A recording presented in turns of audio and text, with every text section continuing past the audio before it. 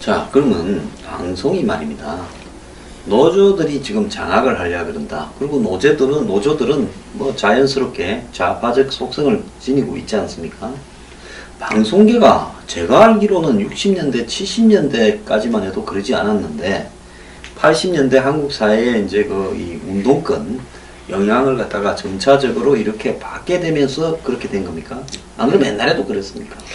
옛날에는 그러니까 80년 신군부가 들어왔을 때는 노조라는 게 없었죠. 근데 이제 이게 6.29 선언 직후에 노조가 생기고 이게 시작한 거죠. 60, 70년대는 어떻습니까, 방송계? 그때는 심하게 얘기하면 정부의 홍보 수단이었죠, 그때는요? 정부에서 먼저 정부 정책이 있으면은 그걸 카페트를 깔아줘야지 정부 정책이 잘 되는 거니까 미리 정부의 홍보하는 매체로서 공영방송이 61년에 KBS가 시작을 했다 그러지만 사실상 그때는 국가 홍보 정책 홍보하는 방송이었고 민주화 시대가 되면서 6.29 선언 이후에 노조가 생기고 노조가 생기면서 노조라는 게 건전하게 발전했으면 좋은데 정치 성향을 띠고 그러니까 사실상 새로 들어온 사장이 들어오기 전에 노조에 들어오고 미리 만나서 자리도 주고 어떤 협조를 구한 다음에 들어와요. 그 사장뿐만 아니라 이사도 그러고 이사도 그러고 다 그렇잖아요. 특히 그 사장이 그러죠. 그러니까 들어가서 지가 뭘 하겠어요. 멱살 잡히고 들어가니까. 그러면 DJ 노무현 정권 시대나 요즘 같은 어떤 이 문재인 정권 시대에는 방송에 그 사장을 정권에서 임명하면 노조하고 별로 컬러가 다르지 않으니까. 그런데요. 예를 들어서 이제 노무현 정권 때 KBS 경우에 이제 정현우 사장이 들어왔는데 그때는 이제 노조가 두 개가 있었는데 한쪽은 이제 언노련에 가입한 아주 정치 성향이 짙은 노조고 한쪽은 조금 큰 데인데 얘네들은 정치 서양이 딱히 언어련이라는 어떤 큰 기구에 속해 있는 게 아닌데 부패한 노조예요. 그러니까 노조가 보수라고 말할 수는 없죠. 네. 노조는 노조니까. 네. 근데 이제 언어련에 가입한 노조하고는 다르게 들어오기 전에 뒷거래를 해가지고 지들 자리 많이 따먹고. 그 KBS는 그런. 기득권 노조고 하나는 또.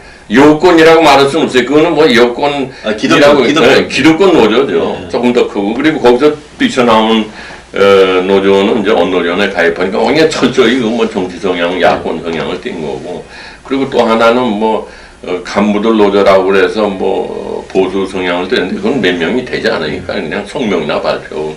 근데 MBC는 어떻게 되냐면 MBC는 이제 크게 보면은 두 개의 노조죠. 거기는 이제 원래 있던 정치 성향의 언노련에 가입한 노조가 있고 또 이명박 정부 때 김재철 사장이 골치 아픈 프로그램 하는 강성 친구 몇몇을 기자피들을 아주 잘라버립니다. 예. 퇴사를 시키고 경력사원을 뽑았어요. 그러니까 장난이 아니죠. 이건 지 밥그릇이 날아간 거니까. 그러니까 경력사원을 뽑으니까 이 사람들 들어와가지고 한두 명이 아니니까 자기네들이 노조를 또 형성했어요. 예? 그냥 이 사람들은 자기네들이 살기 위해서 경력사원으로 나중에 들어온 사람들은 이 사람 자기네들이 살기 위해서 정치권 노조고 대립적인 관계가 된 거예요. 야당 성향의 노조. 그러니까 MBC가 그나마 요즘에 어떤 보수 쪽에서부터 균형을 맞춘 뉴스가 나오는 배경이 그런 겁니다. 예. 근데 이제 지금 이제 KBS 경우에는 이제 다 넘어갔구나. 정치가 넘어갔으니까 지금은 뭐냐면 말하자면 보수 성향이라기보다 원래 큰 노조까지도 야권 성향의 노조하고 힘을 합쳐서 이사들이고 사장이고 나가라 이렇게 하이에나 같이 나오는 거죠, 이놈들이. 그러니까 이렇게 노조가 1억 이상씩 연봉을 받는 노조가 놀이터로 생각하는 이 공영 낭비인 공영방송을 뭐하러 하느냐 이거예요. 근데 하나 좀 이해가 안 가는 거는 보통 노조라는 부분의 본질적인 목적은 이 노동자로서 자신의 어떤 생존적 가치를 지키기 위한 거지 노조가 이념적 가치를 지키기 위해서 만드는 건 아니잖아요. 그렇죠. 그런데 왜 이 방송계는 돈도 많이 받는데 이 노조가 있으면서 이런 어떤 이념적 가치를 지키는데 더 몰두하게 돼버렸냐. 월급으로 보면 한국의 최고 하이 클래스 월급을 받는 그런 근데 직장 아닙니까? 그거는 제가 설명을 할게요. 왜냐하면 이게 정치권에서 방송이 얼마나 중요하냐 그러고 정치권에서 영향력을 행사해가지고 이 사람들을 하나의 동지 개념으로 같이 간 겁니다. 그리고 출발은 언제냐면 DJ가 이제 2000년에 김정일이 하고 뭐 이렇게 6.15 선언하고 그 다음 행간과 같은 행가 박지원 문광부 장관이 또 언론인들 데리고 올라가가지고 상호 비방하지 말자 언론인들끼리 예. 그런 거 얘기했죠. 예. 난 그때 그거 웃긴다고 생각하는 게 북에 무슨 언론이 있습니까? 그거는 선전기관이지. 그걸 상호 비방하지 말자. 이렇게 하고 내려오니까 이놈들은 그 뒤부터는 여기 언론연 애들은 다 완전히 그 상호 비방 저쪽은 안 하고 내부의 반대 세력만 공격하는 그런 색깔을 띠기 시작한 겁니다. 이게. 근데 지금 이런 언론의 뿌리로 보면 한때 이제 그 뭡니까 전두환 대통령 때 해직된 기자들이 예. 이 민원연을 그 뭡니까 민주화 언론 협의회입니까?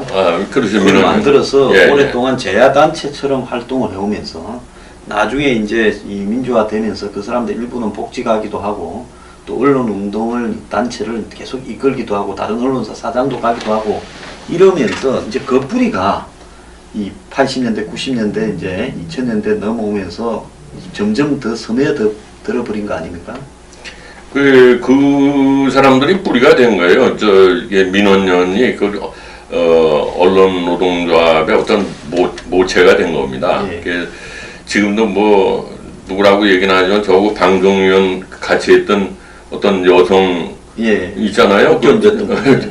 저 최모라는 예. 사람. 그 사람이 방송위원하다 국회의원 오고 요즘은 공천 못 받았는지 뭐 방송에 나와서 활약을 하는데 아까 말씀대로 이게 이런 사람들은 오랫동안 연대를 해가지고 전체 팀이 돼가지고 우파들을 공격하는데 자기의 역할을 다하는 겁니다. 근데 이게 우파라는 것들은 뭐 국회의원만 되면 하늘에서 떨어진 거로 생각하고 그런 연대를 방송계나 언론계에 있다가 국회의원 된 사람들도 좀 있지 않습니까? 많죠. 근데 그런 사람들 보니까 뭐 바로 그냥 목에 힘주고 다니면서 저희들이 뭘 해야 될지 모르고 그리고 또 이게 방송에 있다가 국회의원 되는 것도 사실 제가 볼 때는 바람직한 현상은 아닙니다. 그건 비판을 한 대상 속으로 들어가면은 그건 자기가 비판할 때 의도를 가지고 했다는 거 아니에요? 그러니까 그건 좀 모순된 행위이기도 한데 하여간 민원연이 이제 언론연의 모체가 됐고 그래가지고 그 사람들이 이렇게 침투를 해가지고 오늘날 방송을 장악한 겁니다. 옛날에 이제 그 이런 문화 네. 그다음에 이념 운동에서 보면 뭡니까 뭐 이 하버마스입니까? 하버마스. 네. 진지론이라는 게 네. 있었잖아요. 이제 그렇죠. 공공재 방송은 공공재다 이렇게 하버마스가 얘기했죠. 예. 그러면 그 사람들은 예를 들어서 이 방송계라는 부분이 한마디로 이런 어떤 우리 사회나 국가의 이 선전선동의 도구지 않습니까? 사실상으로. 그렇죠. 이게 옳건 그르건 간에. 그러면 과거에 이제 히틀러나 이 나치 같은 파시스트들이나 또 북한이나 이런 데서도 이 방송이나 신문보다도 방송이 최우선이죠. 예, 맞습니다. 시각적인 게 청각적인 영화나 영상이나. 네, 영상. 그러니까 이런 부분을 장악을 해서 그 사회의 어떤 이념적인 부분들을 이렇게 확보해가는 항상 이 첫 타켓이었잖아요. 예. 그런데 이제 좌파들은 그런 이론들, 이 문화 이론에서 딱 나오는 거 아닙니까? 예, 나오는 겁니다. 네. 진지전을 파서 딱 잠복해 있다가 사회주의 국가에서 영화나 이런 영상 방송을 얼마나 중요하게 국가 정책에 앞에 놓는 거 아닙니까? 선전선동의 도구인데 그렇게 생각함에도 불구하고 이 한국의 보수라는 사람들은 이런 어떤 이 프로파간다나 이런 어떤 도구로서의 방송이나 이런 어떤 언론의 의미를 제대로 이해하고 있지도 못했고 지금도 저는 제대로 이해를 못하고 있다고 봅니다. 못하고 있습니다. 예, 그러다 보니까 이제 이쪽이 오랫동안 처음에는 자신들이 뭐 정의감도 있었겠지요. 그러다가 이제 그 정의감에다가 나중에 손실보상 욕구도 있었을 거고, 나중에는 기왕에 이래 오래 해왔으니까 끝을 한번 보자라는 오기도 있었을 거고, 그러다가 또 명분까지 이제 민주화라는 명분까지 들었으니까 거기에 동참하는 사람도 생기고, 나중에는 이게 이제 성공을 하게 되면서 권력이 되지 않습니까? 예. 짭짤한 보상도 되고요. 예. 그러니까 명분과 이 오기와 목적과 개인적 보상, 출세까지도 되니 이 부분으로 계속 가는 부분이 전혀 나쁠 게 아니다라는 생각을 하게 되지 않겠습니까? 예, 맞습니다. 그래서 이 보수 쪽은 자기네들이 정치권으로 나가는 하나의 발판으로만 이용을 했지. 개인적인 발판이고요. 이 보수를 위해서, 국가를 위해서 방송이 얼마나, 방송을 말하자면 총입니다, 총. 제가 그 방송위원 상임위원으로 있을 때도 한때 뭐 EBS 이런 데서도 일반 뉴스를 하겠다고 말이야. 다 뉴스를 하겠다고 그랬어요. 그건 교육에 관련된 뉴스만 하는 건 좋은데 일반 뉴스로 하는 건 허용하면 안 된다 하는 것이 이게 드라마나 이런 거하고는 다르거든요. 보도는 사람을 죽일 수도 있고 살릴 수 있는 총이나 마찬가지예요. 예? 이건 허가하면 안 된다 그러는데 이명박 정부 들어와가지고 종편을 그냥 마구 허가한 겁니다. 그때 뭐 배경 얘기도 있죠. 뭐냐면 KBS나 MBC는 노조 좌파들이 다 장악했으니까는 보수 신문한테 좀 방송을 허가해가지고 좀 이렇게 균형을 맞춰야 되겠다. 이런 단순한 생각을 했는데 그 당시에 그 뭐든지 이게 경영이 중요한 거 아닙니까? 방송에도. 근데 광고 시장을 볼 때 보통 광고 시장이 전체 GDP의 1%는 돼야 되는 거예요. 근데 우리는 그 당시에 그럼 한국 같으면 한 14조 정도 돼야 되겠네요. 네. 근데 그 당시에 최시중 위원장이 그걸 심사할 때는 0.73%밖에 안 됐어요. 우리 광고 시장의 커피시티가. 그러니까 그래서 그때 그 전문가들 얘기하면 그런 상황에서 더군다나 네이버 같은 데서 막 방송 광고가 막 팽창하고 그 KBS나 MBC는 광고가 줄어들고 이런 상황에서 종편을 허가 내는 거는 한 개나 많아야 2개지 그 이상 하면은 안 된다. 뭐 뺏어 먹을 게 없잖아요 시장에. 근데 그거를 어떤 그 이데올로기 논리를 가지고 최시중 위원장이 이제 KBS, MBC 공중파는 다 좌파 노조의 손 안에 있으니까 이게 우파들한테 기회를 주자.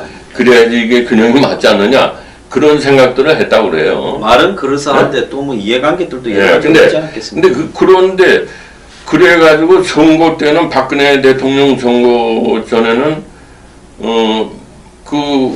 뭡니까 야당 그 당시 그 야당이지 이명박 정부에서 이제 박근혜 야당에서 종편에 그 참여를 안 했잖아요. 안 나가겠다. 굉장히 비판을 했고 나가지도 않았어요. 2012년 대선에 박근혜 대통령이 당선되는데 종편들이 이제 어느 정도 기여했다고 볼 수도 있죠. 기여했다고 그렇게 이제 그리고 이제 저희들이 안 나간 걸 후회했다고 야당에서.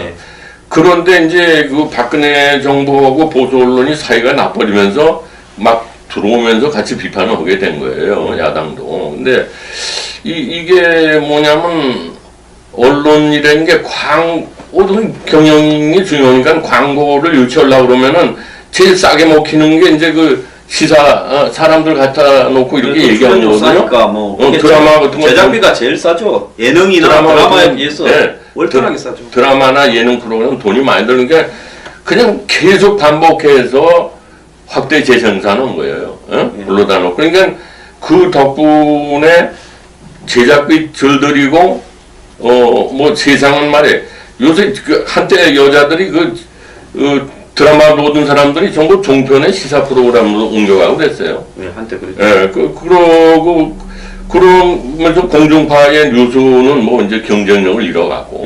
4%까지. 그러니까 이게 뭐냐면 먹고 살기 어려운 상황을 광고 시장 그런 데서 많이 허가를 내주다 보니까 서로 경쟁을 하다 보니까는 그 돈 안 들이고 따끈따끈하고 그 시청률을 올릴 수 있는 게 뭐냐? 정부 비판하는 거죠. 자, 그런데 지금은 이제 정권 바뀌고 난 다음에 전부 이제 이 문비 어천가를 부른다 이렇게 이야기를 하거든요. 박근혜 정부 들어섰을 때는 종편이 모르겠습니다. 주요 메이저 언론사들 다 종편을 가지고 있는 언론사들을 청와대에 처음에 등용을 안 했다야. 이명박 정권 때는 언론사별로 한 명씩을 다 넣었지 않습니까? 네. 초반에 굉장히 비판적으로 갔죠.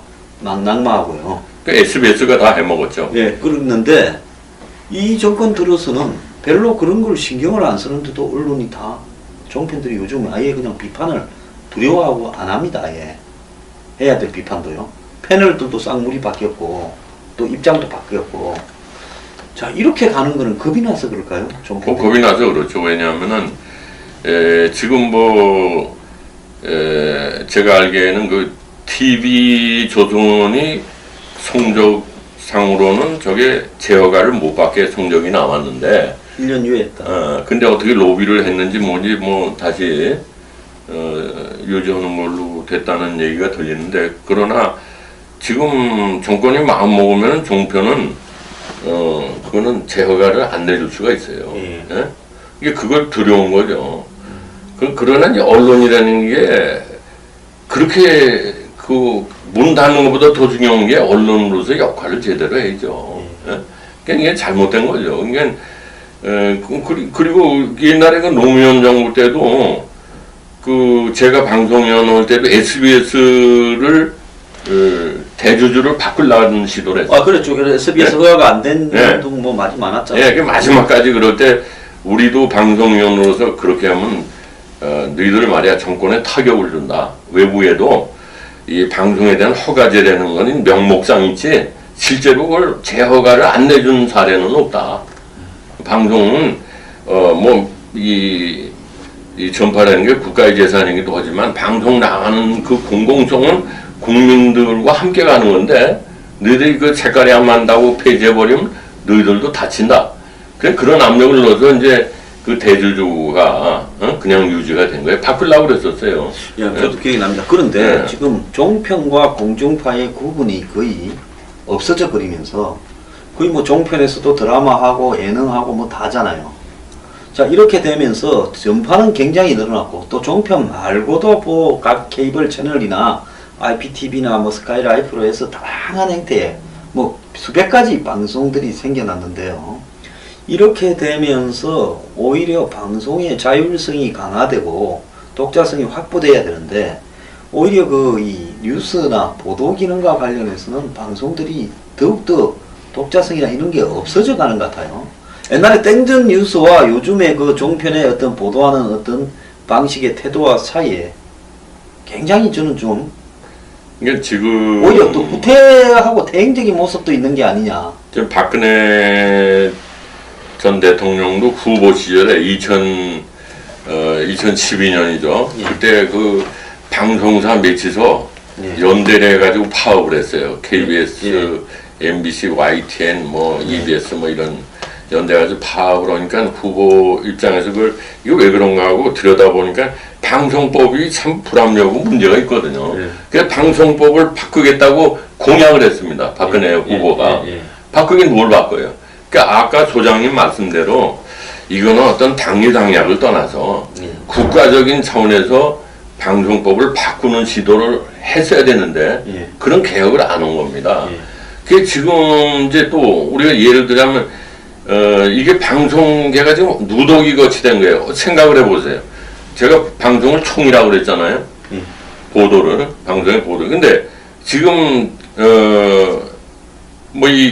서울시에서도 낙검수하는 뭐 TBS 교통방송 해가지고 교통방송이라고 해서 서울시장이 광역단체 지방정부에서 방송을 가지고 중앙정부하고 지난번 박근혜 정부 때 서로 다른 견해를 가지고 싸우는 거예요. 총질하고. 예, 거기에 뭐 다 뉴스 프로들은 하고 있죠. 그러니까 이런 거가 잘못된 겁니다. 방송의 기능 중에 제일 중요한 건 이 사회 통합이거든요. 예? 더군다나 우리나라 같이 분단된 상황에서. 근데 서로 총질하면 남는 게 뭐가 있겠어요. 그리고 또 교통방송도 그렇지만은 그 정책방송이다, 뭐 국회방송이다, 뭐 시민방송이다. 이런 것들이 국고가 몇백억씩 나갑니다. 근데 보지도 않아요. 사람들이 보지 시청률도 형편없어요. 그러니까 지금 어느 시대인데 정책 방송을 합니까?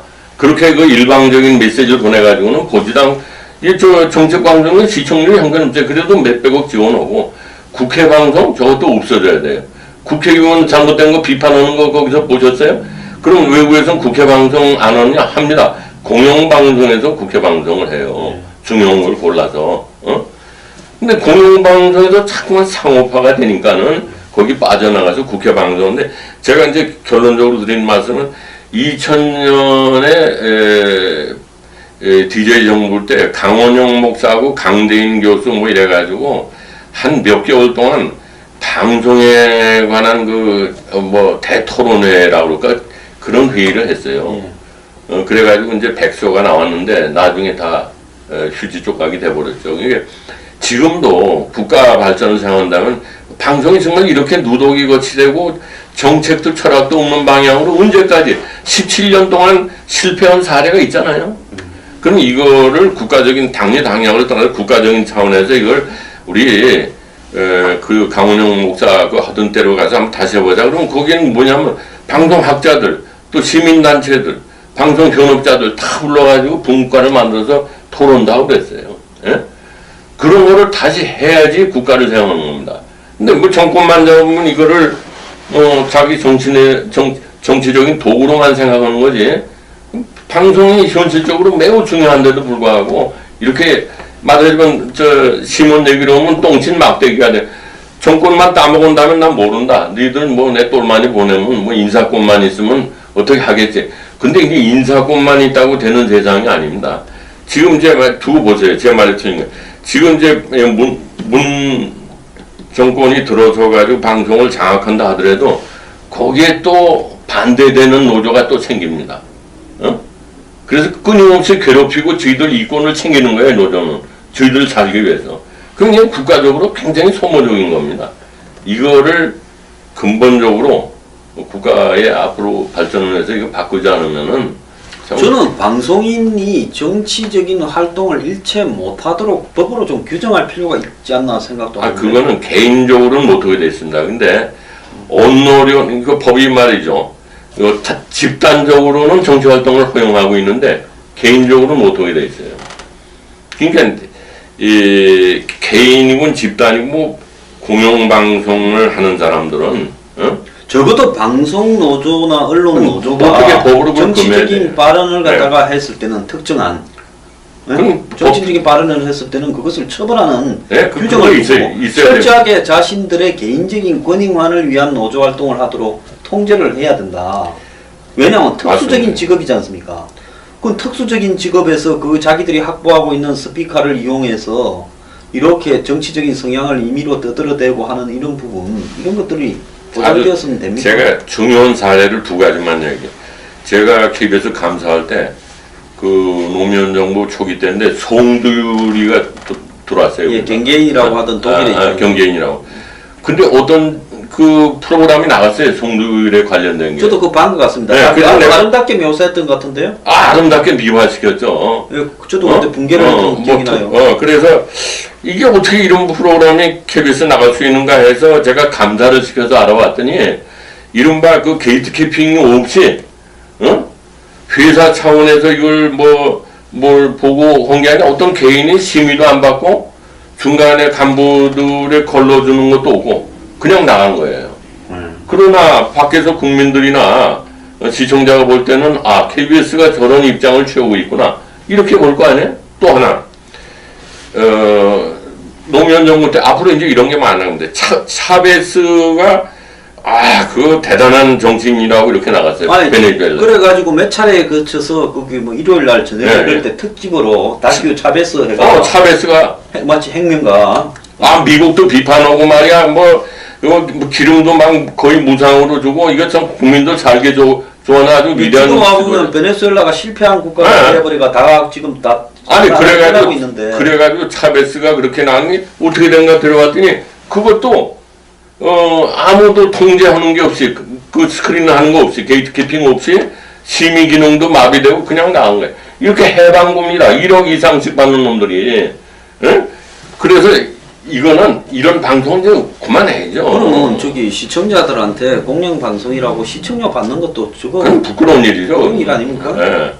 그래서 그게 이제 그런 애들이 그런 걸 내고서 언노련에서 막 표를 하나씩 타는 거야. 아, 그건 이제 우리 의도에 맞는 프로그램을 냈다. 그리고 또 하나 웃기는 해방구, 거는 해방구. 좋은 편들 같은 경우에는 이게 뭡니까 자본의 논리, 즉 재벌들의 논리에 너무 쉽게 놀아나는 것 같아요. 왜냐하면 종편이 그 광고비에 종편 재정이 열악하지 않습니까? 시설도 열악하고요. 그러니까 그 대형 광고주가 중요하니까. 그러니까 신문이라는 게 아직도 파워가 있잖아요. 네. 그 신문들이 압력을 넣고 광고 뜯어오고. 네. 어? 그러니까 이 방송은 종편을 포함해서 뭐 정책 TV 이런 것도 없애고 또 그 고칠 게 한두 가지가 아닙니다. 어떻게 중앙정보고 지방정보고 방송을 따로 갖고 총질하고 이럽니까? 이건 참 웃기는 나라예요. 그러니까 방송이 그렇게 영향력이 큰데 이걸 헷갈려 두다 보니까는 세상이 어지러워진 겁니다. 이건 매우 중요한 겁니다. 그러니까 이 문재인 정부도 정권 잡자마자 그 원내대표 우원식인가가 지금 세 가지, 응? 자기네들이 뭐 국정원 뭐 개혁하겠다? 또 뭐 검찰 개혁하겠다? 방송 개혁하겠다? 세 가지를 내세운 겁니다. 방송을 이 사람들은 재미를 봤기 때문에 방송을 놓지 않는 겁니다. 그러면 보수인지 야당인지 이 사람들도 칼을 갈아야 될 거 아니에요? 무엇보다도 방송이 중요하다. 그 똥친 막대기로 말이야 필요하고 뭐 버리는 그런 게 아니고 이건 국가 발전인데 이런 상태도면 안 된다고 하는데 아직도 이게 저는 정신무장이 안 보수 되죠. 진영에서 무슨 방송을 조직적으로 좌파들처럼 장악하게 해서 그걸 어떻게 대응을 하고 하는 건 틀렸고요. 아예 방송 자체를 정치판에서 해방시키고 그럼 민영화시켜버리는 네. 것이 유일한 해결책이라고 맞습니다. 생각합니다. 네. 그리고 왜 민영화시켜야 되는 실패 사례는 17년 동안 쌓였어요. 예, 그리고 망할 방송들은 빨리 망해야지. 망하고. 예, 그래서 이제 살아남는 방송. 예, 맞습니다. 예. 그러면서도 공공성을 저으려면 말씀대로 아까 광고에서 나오는 그 공적 자금을 가지고 좋은 프로그램을 지원해주고. 예, 정부는 그 네. 이야기만 기금을 확보해서 네. 그 이 좋은 방송들만 지원하는 역할에만 한정하고 나머지 부분, 뭐 방송국은 특히 방송의 잘못에 대해서는 엄격하게 소송으로. 심의도 예, 정권 차원을 넘어서 예. 6대3으로 하면은 누가 그걸 인정을 하겠습니까? 그건 이제 다른 대표성을 확보해서 아주 중립지대에다가 심의기구를 만들고. 예? 그리고 나머지 방송이 잘못했을 때는 자체적으로 그럼요. 책임지고 네. 보상하도록 네. 하게 네. 하고. 네. 그리고 나머지 어떤 방송 관련 지저분한 기구들은 뭐 방송 무슨 뭐 심의위원회도 있잖아요. 통신심의위원회, 방송위원회 이런 거 다 없애버려야 돼요. 그래서 이제 독임기구라고 이제 방송통신위원회가 나왔는데 이건 실패한 거라는 건 다 알아야 아는 사람. 왜냐하면 지금 방송관계도 세 쪽으로 나누어진 겁니다. 방송통신위원회, 뭐 미래창조, 또 그다음에 문화, 체육 뭐 이게 세 군데로 쪼개져 있는 거예요. 그러니까 이거를 방통을 없애가지고 방송 담당하는 정부부처로 하나로 모아서 방송에 대한 국가의 산업적인 측면이나 문화적인 거는 정부에서 어떤 정부든 국가에서 해야 되는 거예요. 그러나 정부에 대한 정치 권력도 비판해야 되는 그 공공성에 대해서는 정부가 지금같이 하면 말이 안 되죠. 방송통신위원회에서 이사들을 갖다 이렇게 지명하는 그 통로가 되고 있거든요. 별 장난 다 할 수 있는 거예요. 그런 거 하지 말고 방송 뭐 위원회가 됐건 뭐 미디어위원회가 됐건 그건 독립적으로 둬서 이제 정권 차원을 넘어서 해야지. 이렇게 가면은 지금 사실은 방송이 정부 부서로 보면 좀 사각지대에 있는 거 아니에요? 방송통신위원회 밑에 두고 또 통신위원회가 또 있죠. 전파통신위원회가 별도로 있죠. 그러니까 저도 방송위원 해봤지만은 거기서는 돈 가는 것만 관리를 하지 업자들 상대로 방송의 공공성 면에서는 하려는 게 없어요. 자기네들 신경을 안 써요. 그건 뭐 제일 중요한 건데 제일 소홀히 하고 있다는 거죠. 그럼 지금 뭐 부서가 없지 않습니까? 미래창조과학부에서 합니까? 문화체육관광부에서 합니까? 아무것도 없잖아요. 그냥 방송의 공공성은 자기네들이 정부가 손을 떼는 게 공공성의 시작이에요. 예, 어차피 지금 사각지대에 방송통신위원회라는 그 밑에만 이렇게 존재를 하면서 사실은 이 지금 여러 가지로 아니 그리고 방역적 성향만 높아져 가고 있잖아요. 아까 방송은 노조의 놀이터로 1억 이상 연봉을 받는 노조의 놀이터로 만들고 이게 국민 앞에 할 수 없는 짓을 하고 있는 겁니다 지금. 그리고 요번에 뭐 문재인 정부의 부대변인으로 간 KBS 여자 아나운서도 그건 뭐라 그럽니까? 자기가 너무 할 일이 없어서 거기서 뛰쳐나왔다는 거 아니에요? 실제로 할 일이 없어요. 네. 걔가 그 여자 걔라고 그래서 죄송합니다. 그 여자 아나운서가 KBS를 나오면서 난 이렇게 젊은 시절을 보낼 수 없다. 그래서 나온 거예요. 하는 일이 없어요. 1억씩 받으면서.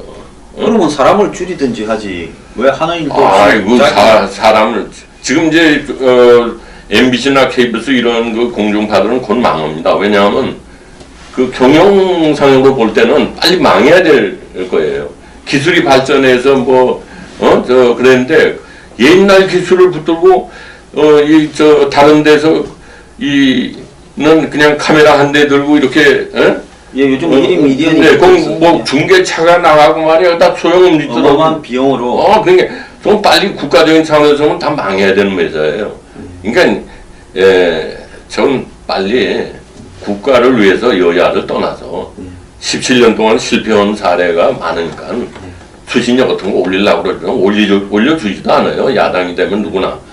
왜 상대방 실탄인데 그걸 주겠습니까? 그러니까 이거를 정말로 방송을 제자리에 갖다 놓는 운동을 해야 됩니다.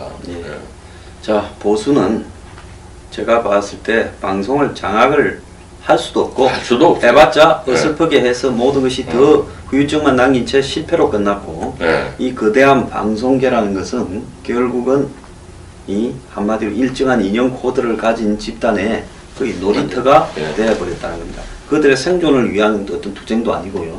정치적인 출세를 위한 일종의 자기들끼리의 네트워크로 전락해버렸다는 겁니다.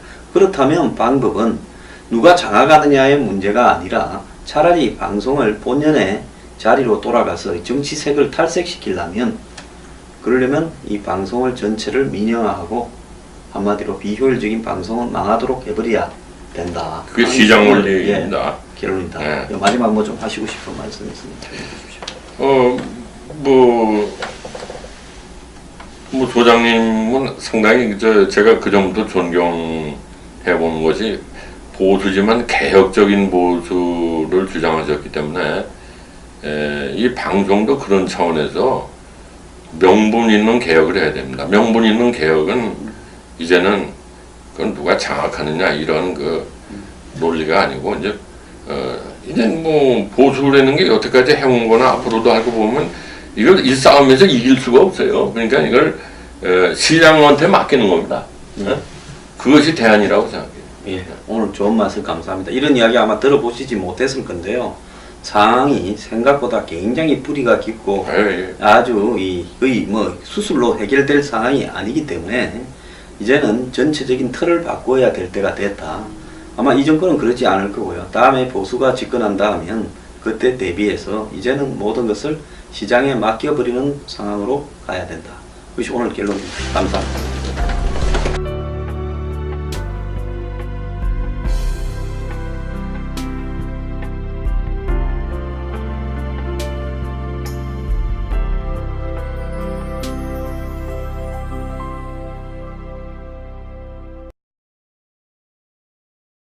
사장이 들어오기 전에 노조애들하고 미리 만나서 자리도 주고 어떤 그 협조를 구한 다음에 들어와요.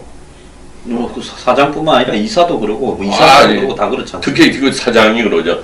그러니까 못 들어가서 지가 뭘 하겠어요. 멱살 잡히고 들어가니까. 그러면 DJ 노무현 정권 시대나 요즘 같은 어떤 문재인 정권 시대는 방송에 그 사장을 정권에서 임명하면 노조하고 별로 컬러가 다르지 않으니까. 그런데요. 그 예를 들어서 이제 노무현 정권 때 KBS 경우에 이제 정현주 사장이 들어왔는데 그때는 이제 노조가 두 개가 있었는데 한쪽은 이제 그 언노련에 가입한 아주 정치 성향이 짙은 노조고 한쪽은 조금 큰 데인데 얘네들은 정치 서양이 딱히 누구 뭐 언론이라는 어떤 큰 기구에 속해 있는 게 아닌데 부패한 노조예요. 그러니까 노조가 보수라고 말할 수는 없죠. 네. 노조는 노조니까. 근데 이제 언론에 가입한 노조하고는 다르게 들어오기 전에 뒷거래를 해가지고 지들 자리 많이 따먹고. 그 KBS는 그런. 기득권 노조고 하나는 또 여권이라고 말할 수는 없어요. 그거는 뭐 여권이라고 기득권 노조죠. 네. 조금 더 크고 그리고 거기서 뛰쳐나온 노조는 이제 언론위원회 가입하니까 그냥 철저히 뭐 정치 성향, 야권 성향을 띈 거고 그리고 또 하나는 뭐 간부들 노조라고 그래서 뭐 보수 성향을 띠는데 그건 몇 명이 되지 않으니까 그냥 성명이나 발표. 근데 MBC는 어떻게 되냐면 MBC는 이제 크게 보면은 두 개의 노조죠. 거기는 이제 원래 있던 그 정치 성향의 언론위원회 가입한 노조가 있고 또 이명박 정부 때 김재철 사장이 골치 아픈 프로그램 하는 강성 친구 몇몇을 기자피들을 아주 잘라버립니다. 퇴사를 시키고 경력 사원을 뽑았어요. 방송을 장악한 겁니다. 옛날에 이제 그 이런 문화, 네. 그다음에 이념 운동에서 보면 뭡니까 뭐 이 하버마스입니까? 하버마스. 진지론이라는 게 네. 있었잖아요. 이제 그렇죠. 공공재 방송은 공공재다 이렇게 하버마스가 얘기했죠. 네. 그러면 그 사람들은 예를 들어서 이 방송계라는 부분이 한마디로 이런 어떤 우리 사회나 국가의 이 선전 선동의 도구지 않습니까? 사실상으로. 그렇죠. 이게 옳건 그르건 간에. 그러면 과거에 이제 히틀러나 이 나치 같은 파시스트들이나 또 북한이나 이런 데서도 이 방송이나 신문보다도 방송이 최우선이죠. 예, 맞습니다. 시각적인 게 청각적인 영상이나. 네, 영상. 그러니까 이런 부분을 장악을 해서 그 사회의 어떤 이념적인 부분들을 이렇게 확보해가는 항상 이 첫 타켓이었잖아요. 예. 그런데 이제 좌파들은 그런 이론들, 이 문화 이론에서 딱 나오는 거 아닙니까? 예, 나오는 겁니다. 네. 진지전을 파서 딱 잠복해 있다가. 사회주의 국가에서 영화나 이런 영상 방송을 얼마나 중요하게 국가 정책에 앞에 놓는 거 아닙니까? 선동의 도구인데 그렇게 생각함에도 불구하고 이 한국의 보수라는 사람들은 이런 어떤 이 프로파간다나 이런 어떤 도구로서의 방송이나 이런 어떤 의미를 언론의 의미를 제대로 이해하고 있지도 못했고 지금도 저는 제대로 이해를 못하고 있다고 봅니다. 못하고 있습니다. 예, 그러다 보니까 이제 이쪽이 오랫동안 처음에는 자신들이 뭐 정의감도 있었겠지요. 그러다가 이제 그 정의감에다가 나중에 손실 보상 욕구도 있었을 거고 나중에는 기왕에 일에 오래 해왔으니까 끝을 한번 보자라는 오기도 있었을 거고 그러다가 또 명분까지 이제 민주화라는 명분까지 들었으니까 거기에 동참하는 사람도 생기고 나중에는 이게 이제 성공을 하게 되면서 권력이 되지 않습니까? 적절한 보상도 되고요. 그러니까 명분과 이 오기와 목적과 개인적 보상, 출세까지도 되니 이 부분으로 계속 가는 부분이 전혀 나쁠 게 아니다라는 생각을 하게 되지 않겠습니까? 예, 맞습니다. 그래서 이 보수 쪽은 자기네들이 정치권으로 나가는 하나의 발판으로만 이용을 했지. 개인적인 발판이고요. 이 보수를 위해서, 국가를 위해서 북에 무슨 언론이 있습니까? 그거는 선전기관이지. 그걸 상호 비방하지 말자. 이렇게 하고 내려오니까 이놈들은 그 뒤부터는 여기 언론연 애들은 다 완전히 그 상호 비방 저쪽은 안 하고 내부의 반대 세력만 공격하는 그런 색깔을 띠기 시작한 겁니다. 근데 지금 이런 언론의 뿌리로 보면 한때 이제 뭡니까 전두환 대통령 때 해직된 기자들이 이 민원연을 뭡니까 민주화 언론협의회입니까? 그렇죠. 그걸 만들어서 오랫동안 제야단체처럼 활동을 해오면서 나중에 이제 이 민주화 되면서 그 사람들 일부는 복직하기도 하고 또 언론운동을 단체를 계속 이끌기도 하고 다른 언론사 사장도 가기도 하고 이러면서 이제 그 뿌리가 이 80년대 90년대 이제 2000년대 넘어오면서 점점 더 스며들어버린 거 아닙니까? 그 사람들이 뿌리가 된 거예요. 민원연이 언론 노동조합의 어떤 모체가 된 겁니다. 지금도 뭐 누구라고 얘기는 하지만 저하고 방송위원 같이 했던 어떤 여성 있잖아요. 최모라는 사람. 그 사람이 방송위원하다 국회의원 오고 요즘은 공천 못 받았는지 뭐 방송에 나와서 활약을 하는데 아까 말씀대로 이게 이런 사람들은 오랫동안 연대를 해가지고 전체 팀이 돼가지고 우파들을 공격하는데 자기 역할을 다하는 겁니다. 근데 이게 우파라는 것들은 뭐 국회의원만 되면 하늘에서 떨어진 거로 생각하고 그런 연대를 방송계나 언론계에 있다가 국회의원 된 사람들도 좀 있지 않습니까? 많죠. 근데 그런 사람들 보니까 뭐 바로 그냥 목에 힘주고 다니면서 저희들이 뭘 해야 될지 모르고 그리고 또 이게 방송에 있다가 국회의원 되는 것도 사실 제가 볼 때는 바람직한 현상은 아닙니다. 그건 비판을 한 대상 속으로 들어가면은 그건 자기가 비판할 때 의도를 가지고 했다는 거 아니에요?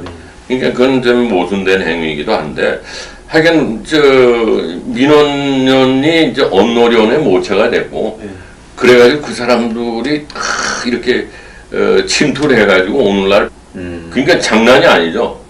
이건 지 밥그릇이 날아가는 거니까. 그러니까 경력 싸움을 보니까 이 사람들 들어와가지고 한두 명이 아니니까 자기네들이 노조를 또 형성했어요. 예? 그러니까 이 사람들은 자기네들이 살기 위해서 경력 싸움으로 나중에 들어온 사람들은 이 사람 자기네들이 살기 위해서 정치권 노조고 대립적인 관계가 된 거예요. 야당 성향의 노조. 그러니까 MBC가 그나마 요즘에 어떤 보수 쪽에서 볼 땐 균형을 맞춘 뉴스가 나오는 배경이 그런 겁니다. 예. 근데 이제 지금 이제 그 KBS 경우에는 이제 다 넘어갔구나. 정치가 넘어갔으니까 지금은 뭐냐면 말하자면 보수 성향이라기보다 원래 큰 노조까지도 야권 성향의 노조하고 힘을 합쳐서 이사들이고 뭐 사장이고 나가라 이렇게 하이에나 같이 나오는 거죠 이놈들이. 그러니까 이렇게 노조가 1억 이상씩 연봉을 받는 노조가 놀이터로 생각하는 이 공영 낭비인 공영방송을 뭐하러 하느냐 이거예요. 근데 하나 좀 이해가 안 가는 거는 보통 노조라는 부분의 본질적인 목적은 이 노동자로서 자신의 어떤 생존적 가치를 지키기 위한 거지 노조가 이념적 가치를 지키기 위해서 만드는 건 아니잖아요. 그렇죠. 그런데 왜 이 방송계는 돈도 많이 받는데 이 노조가 있으면서 이런 어떤 이념적 가치를 지키는데 더 몰두하게 돼버렸냐. 월급으로 보면 한국의 최고 하이 클래스 월급을 받는 그런 직장 아닙니까? 그거는 제가 설명을 할게요. 왜냐하면 이게 정치권에서 방송이 얼마나 중요하냐 그러고 정치권에서 영향력을 행사해가지고 이 사람들을 하나의 동지 개념으로 같이 간 겁니다. 그리고 출발은 언제냐면 DJ가 이제 2000년에 김정일이 하고 뭐 이렇게 6.15 선언하고 그 다음 행간과 같은 행가 박지원 문광부 장관이 또 언론인들 데리고 올라가가지고 상호 비방하지 말자 언론인들끼리 그런 거 얘기했죠. 난 그때 그거 웃긴다고 생각하는 게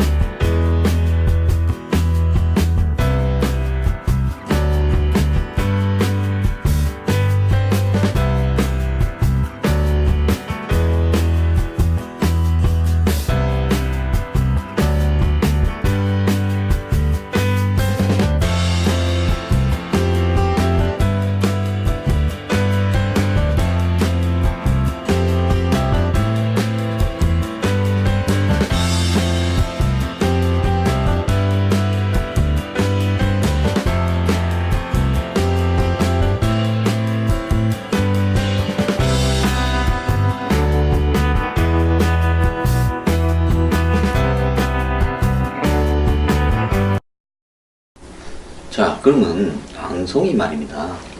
노조들이 지금 장악을 하려고 그런다. 그리고 노조들은 뭐 자연스럽게 좌파적 속성을 지니고 있지 않습니까? 방송계가 제가 알기로는 60년대, 70년대까지만 해도 그러지 않았는데 80년대 한국 사회에 이제 이 운동권 영향을 갖다가 점차적으로 이렇게 받게 되면서 그렇게 된 겁니까? 안 그러면 옛날에도 그랬습니까? 옛날에는 그러니까 80년 신군부가 들어왔을 때는 노조라는 게 없었죠. 근데 이제 이게 6.29 선언 직후에 노조가 생기고 이게 시작한 거죠. 6, 70년대는 어떻습니까, 방송계? 그때는 뭐 저 시목 얘기하면 정부의 홍보 수단이었죠. 뭐. 그거든요. 정부에서 먼저 정부 정책이 있으면은 그걸 카페트를 깔아줘야지 정부 정책이 잘 되는 거니까 미리 정부의 홍보하는 매체로서 공영방송이 뭐 61년에 KBS가 시작을 했다 그러지만 사실상 그때는 뭐 국가 홍보 정책 홍보하는 방송이었고 민주화 시대가 되면서 6.29 선언 이후에 노조가 생기고 노조가 생기면서 노조라는 게 건전하게 발전했으면 좋은데 정치 성향을 띠고 그러니까 사실상 새로